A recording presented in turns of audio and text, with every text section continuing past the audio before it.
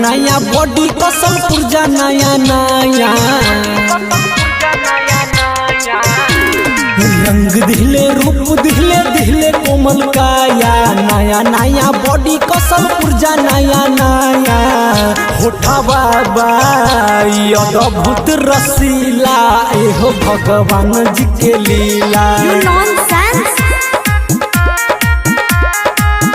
होठा बाबा अद्भुत रसीला एहो भगवान जी के लीला। रिकॉर्डिंग बाय मां शारदे म्यूजिक खजूरवाड़ा दरभंगा।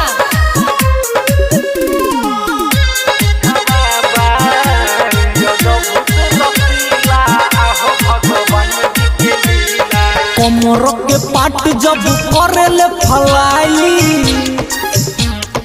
देखी देखी मनवा हो जाला एक साई कमर के पाट जब करेले फलाई देखी देखी मनवा हो जाला एक साई हे चेहरा पर नूर हे लागे लुहुर पोरे पोरे भरल खजाना भरपूर होठा बाबा अद्भुत रसीला आहो भगवान जी के लीला। You are beautiful। छोड़ दिहले नोट एगो ढीला आहो भगवान जी के लीला। रिकॉर्डिंग बाय मां शारदे म्यूजिक खजूरवाड़ा दरभंगा।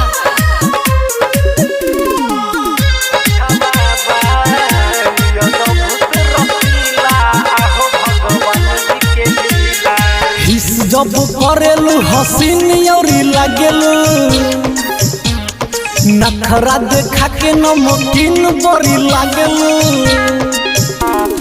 हिस जब करेलू हसीन औरी लागेलू नखरा देखा के नमकीन बड़ी लागेलू हुफन जवानी जैसे नदिया के पानी जिया जुरा दया बहिया में रानी